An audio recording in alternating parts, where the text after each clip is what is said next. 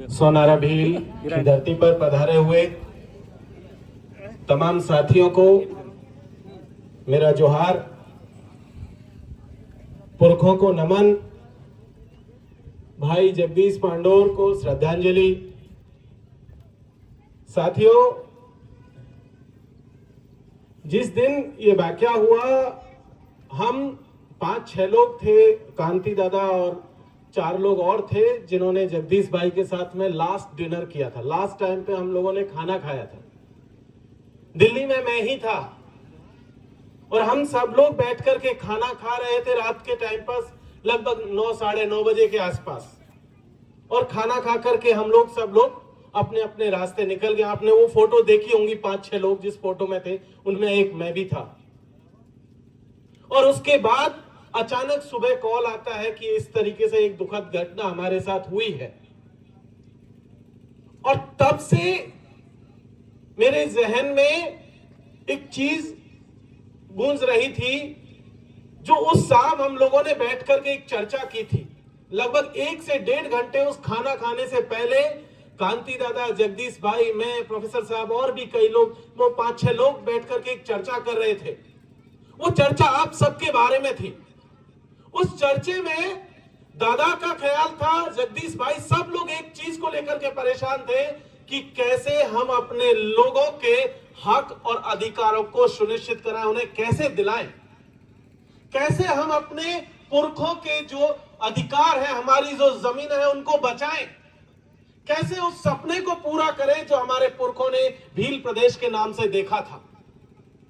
और बहुत लंबी चर्चा के बाद एक प्लान बना था कि हम ऐसे ऐसे एक स्टेप बाय स्टेप आगे बढ़ेंगे और तब जाकर के हमारे पुरखों का जो भील प्रदेश का सपना है, जो अभी बात हो रही थी कि आदिवासी मुख्यमंत्री होगा, टीएसी का अध्यक्ष आदिवासी होगा, यहां पर थानेदार और एसडीएम हम लोग नियुक्त करेंगे, उस सपने को लेकर के बातें बड़ी लंबी हुई थी।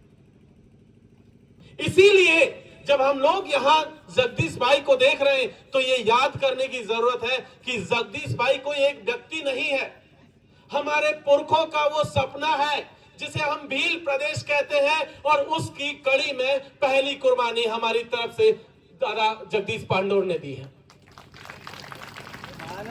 हमें इस सपने को पूरा करना है, हमें दादा जगदीश पांडोर को जिंदा रखना है। हम सबके भीतर दादा जगदीश पांडोर जिंदा होना चाहिए। ये हम सब लोग पढ़ लें कि किस तरीके से वो सपना पूरा होगा। अभी थोड़ी देर पहले यहां पर भंवर दादा ने एक बात कही थी जमीन के मसले पर, कि हम इस देश के मूल मालिक हैं, ये इलाका शेड्यूल एरिया के अंतर्गत आता है। लेकिन साथियों, आपके ऊपर एक बड़ा हमला अगले कुछ महीनों में होने जा रहा है।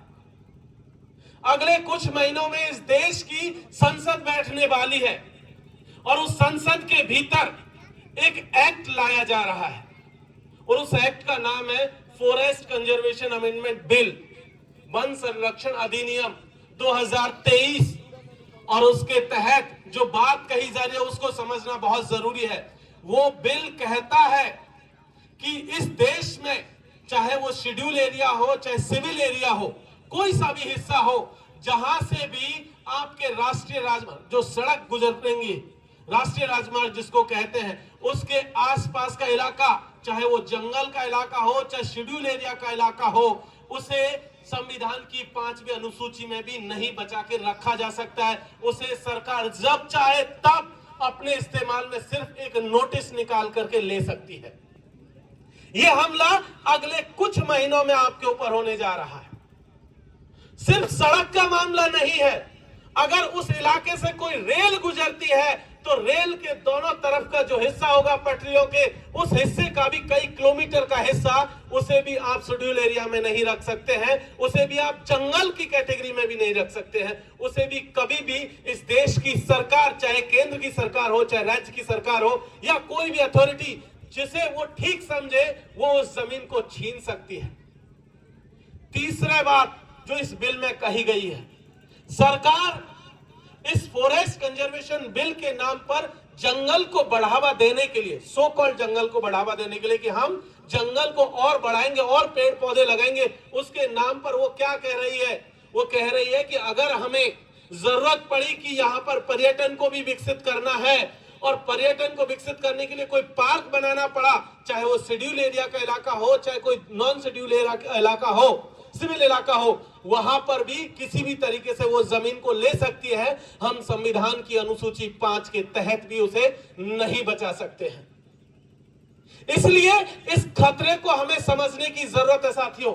एक दूसरा बिल जो कि पास हो चुका है, उसमें भी कुछ इसी तरीके की बात कही गई है और उसमें कहा गया, उस बिल का नाम है वन्य जीव संरक्षण अधिनियम, पिछले साल पास हुआ, इस देश की संसद ने किया है।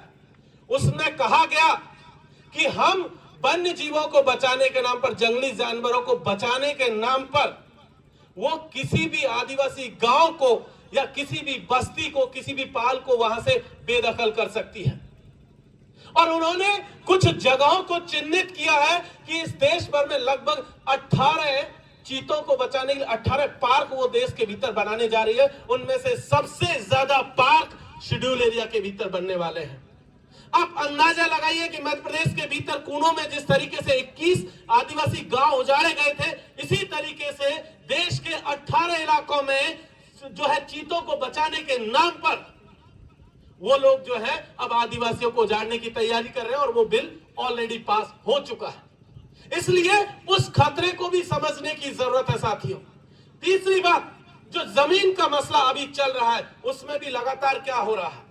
अभी हम सब लोग जानते हैं कि छत्तीसगढ़ के भीतर हसदेव में एक आदिवासी वहां की लड़ाई लड़ रहे हैं उनके जंगलों को बचाने के लिए। लगभग 1,76,000 हेक्टेयर का जंगल है, सलूमर के बराबर तो होगा ही, उससे ज्यादा ही बड़ा है, पूरे शहर के से भी ज्यादा बड़ा इलाका है। और वहां पर आदिवासियों को डिस्प्लेस करने का सिलसिला पिछले 1 दशक से चल रहा है।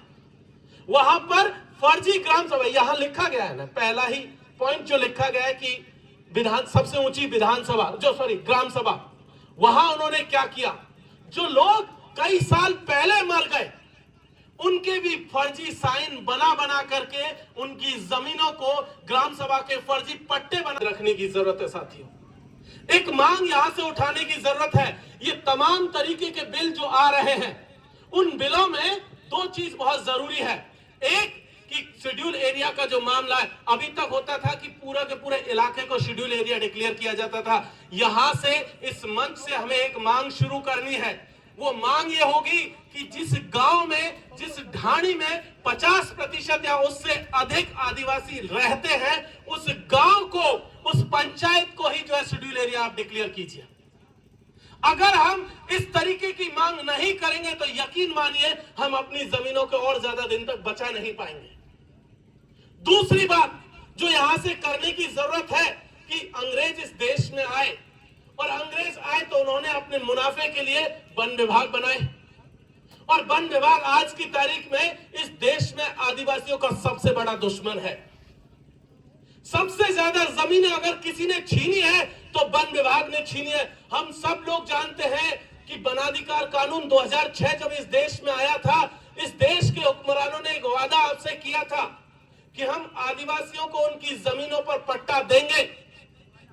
कहा था ना भाई, सबको कहा था कि हर व्यक्ति को जो है हम पट्टा देंगे अगर वो आवेदन करेगा। इस साल तक का पूरा डेटा इस देश में ऐसा कहता है कि मात्र 24 लाख लोगों को ही जमीनों पर पट्टे दिए गए हैं। इस देश में आदिवासियों की आबादी कितनी है पता है? लगभग 13 से 14 करोड़।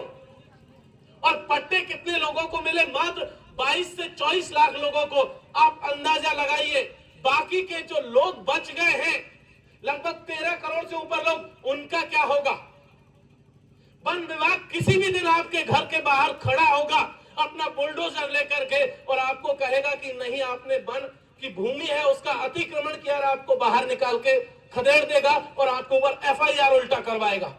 इसलिए जरूरत है कि वन विभाग को खत्म करने की मुहिम हमें यहां से चलानी चाहिए और हमें कहना चाहिए कि इस वन विभाग को खत्म करो, वन विभाग को खत्म करो और वनों की जिम्मेदारी आदिवासियों को दो। क्योंकि हम बताएंगे कि जंगलों को बचाया कैसे जाता है, हम बताएंगे कि जमीनों को कैसे बचाया जाता है, हम बताएंगे कि जंगल में रहने वाले जानवरों को कैसे बचाया जाता है, हम सदियों से बचाते आए हैं। एक चीज याद रखिए, इस देश में जहां भी जंगल बचे हैं वो वही इलाके हैं जहां पर आदिवासी रहते हैं। क्या आपको पता है कि दिल्ली के भीतर कोई जंगल है? नहीं है। लगभग 6 से 7 करोड़ की आबादी रहती है दिल्ली के भीतर, इतना सा इलाका भी जंगल का नहीं है। तो जंगल किसके पास है? जंगल आदिवासी के पास है।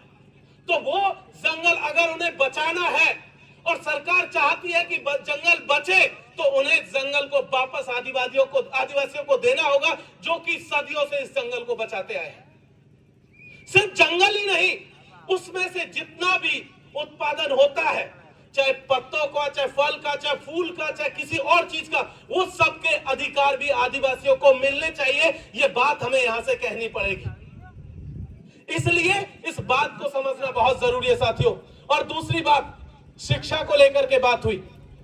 हमें इस बात को कतई नहीं भूलना चाहिए कि इस देश में अगर कोई ताकत आपके साथ मिलकर के खड़ी होगी, जब आप फिजिकल स्ट्रेंथ की बात करते हैं, शारीरिक ताकत की बात करते हैं, आप तीर कमान से लेकर के गोपन को घुमाने की जब बात करते हैं, कई जगह तीर कमान और गोपन अकेले काम नहीं आते, कई जगह कलम की भी जरूरत पड़ती है। अगर आपके पास कलम नहीं हुई तो भी काम नहीं चलेगा, अकेले तीर कमान से काम नहीं चलने वाला है। हमें कलम की भी जरूरत है, और कलम की जब जरूरत है तो इस बात को समझना होगा कि वो कलम, कॉपी और वो किताब स्कूल में जाने से मिलेगी। हमें उसमें भी जाना है। कुछ लोग इस देश में लगातार आपको कहते हैं कि स्कूल की तरफ मत जाइए, धर्म को बचाने के लिए निकल जाइए। उन्हें कह देना कि हमें धर्म की जरूरत नहीं है, हम बहुत पहले से रहते आए, जब इस देश में धर्म का भी नामो निशान नहीं था, उससे पहले से हम लोग रहते आए हैं। तो हमें अपने जल, जंगल और जमीन के साथ हमारी कलम और कॉपी को बचाने की भी जरूरत है। जो लोग आपके हाथ में तलवार और त्रिशूल देना चाहते हैं, उन्हें कहिए कि अपना तलवार और त्रिशूल अपने लोगों को दीजिए। हमारे पास तो हमारा तीर कमान बहुत है, हमारी कलम बहुत है। क्योंकि एक बात समझ लीजिए, जो लोग ये घोटाले करते हैं, जो गड़बड़ करते हैं, यहां जितनी सारी समस्याएं लिखी है, कहां से शुरू हुई? वो लिखने से शुरू हुई। कोई एक ऑफिस में बैठ करके, एसी कमरा में बैठ करके एक कुछ लाइनें लिखता है और उससे आपकी पूरी तकदीर बदल जाती है। कई लोग आपके पक्ष में लिखते हैं, कई लोग आपके विपक्ष में लिखते हैं। जिन लोगों ने पक्ष में लिखा उनकी तस्वीरें यहां पर है, जयपाल सिंह मुंडा, बाबा साहब और तमाम लोग। इन्होंने आपके हक में लिखा था और इसीलिए वो हम सबके सामने इन तस्वीरों में मौजूद है। और जिन्होंने हमारे खिलाफ लिखा वो हमें कभी दिखते नहीं है, लेकिन उन्हें पहचानने की जरूरत है और वहां पर हमारे लोगों के होने की जरूरत है। सिर्फ 3rd ग्रेड के टीचर होने से काम नहीं चलेगा, इतने से काम नहीं चलेगा। उसकी जरूरत है, लेकिन उससे भी आगे की भी हमें जरूरत है। हमें आईएएस और आईपीएस भी बनाने होंगे, हमें सेक्रेटरी, जॉइंट सेक्रेटरी और वाइस चांसलर और प्रोफेसर भी बनाने होंगे। आज क्या चल रहा है देश के भीतर, एक एग्जांपल मैं आपको देता हूं। पिछले 4 साल में इस देश में, देश की जो केंद्र की सरकार है, उसने लगभग हजारों लोगों को बिना किसी परीक्षा के, बिना किसी इंटरव्यू के, बिना किसी फॉर्म भरवाए सीधा आईएएस और आईपीएस से भी ऊपर secretary, joint secretary, director, deputy director बना दिया। कोई परीक्षा नहीं हुई। आपका बच्चा अगर 12वीं की क्लास भी या 10वीं की क्लास भी पास करना चाहता है ना, तो आपके बच्चे को पढ़ना पड़ता है। और उन्होंने क्या किया, उन्होंने सीधा जॉइंट सेक्रेटरी, डायरेक्टर और डिप्टी डायरेक्टर बना दिया। उनमें एक भी आदिवासी नहीं है। इसीलिए ये याद रखने की जरूरत है कि वो जो ताकत है ना, बिना परीक्षा, बिना इंटरव्यू को आईपीएस और आईएएस और सेक्रेटरी, जॉइंट सेक्रेटरी बनाने की, वो आती है आपकी राजनीतिक ताकतों से, और वो आएगी सत्ता से, वो विधानसभा, लोकसभा से आएगी। इसलिए जरूरत है कि आप लोकसभा, विधानसभा के भीतर भी अपने लोगों को भेजें। ऐसे लोग जो बोलते हो, ऐसे लोग जो आपके लिए लड़ते हो। गूंगे और बहरों को मत भेजिएगा, क्योंकि गूंगे और बहरे पिछले 75 सालों से बैठे हैं। उन्होंने कोई काम ऐसा नहीं किया जो आपके हक में हो। आज तक कोई बात उन्होंने नहीं कही। तो गूंगे और बहरों की तो जरूरत ही नहीं है वहां पर।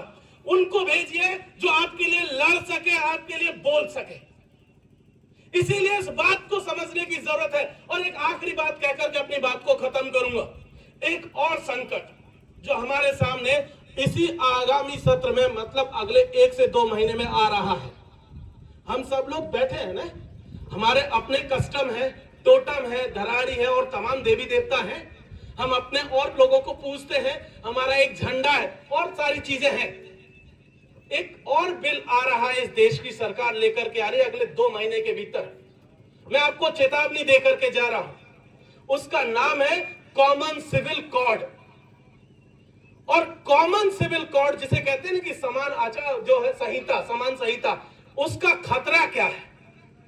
वो कह रहे हैं ना कि एक पार्टी, एक नेता, एक देश, एक भाषा, सब वो जो करने की कोशिश कर रहे हैं उसमें नुकसान हमारा है। अगर उन्होंने कॉमन सिविल कोड लेकर के आए तो यकीन मानिए कि आपके बच्चों के जो हक और अधिकार हैं, महिलाओं के जो हक और अधिकार हैं और आदिवासी होने के चलते जो हमें हक और हुकूक मिला हुआ है वो सब छीना जाएगा, वो सारा छीना जाएगा। हमारी जो विवाह की पद्धति है उसमें भी फेरबदल किया जाएगा। हम आजकल शादी कैसे करते हैं, हमारा अपना एक तरीका है, लेकिन अगर कॉमन सिविल कोड आया और जो कि इस चुनाव से, लोकसभा के चुनाव से पहले पहले आएगा इस देश के भीतर, और उसका सबसे बड़ा नुकसान अगर किसी को उठाना पड़ेगा तो वो इस देश के आदिवासियों को उठाना पड़ेगा साथियों। तो जब चिंतन शिविर में हम लोग यहां चिंतन करने के लिए आए हैं तो आगामी खतरों को भी पहचानने की जरूरत है और इनसे लड़ने की भी जरूरत है। हम लोग जमीन पर भी लड़ेंगे, जंगल में भी लड़ेंगे और विधानसभा लोकसभा के भीतर भी लड़ेंगे। बहुत बहुत शुक्रिया। इंकलाब जिंदाबाद। जय भीम, फूल जोहार, जय आदिवासी, जय भील प्रदेश। बहुत बहुत धन्यवाद।